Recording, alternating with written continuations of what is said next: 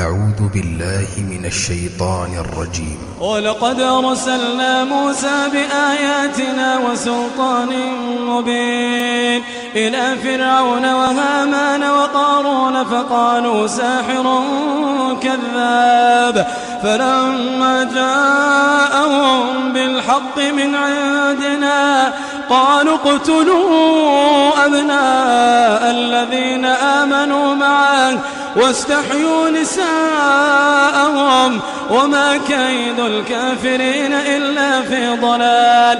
وقال فرعون ذروني أقتل موسى وليدع ربه إني أخاف أن يبدل دينكم أو أن يظهر في الأرض الفساد.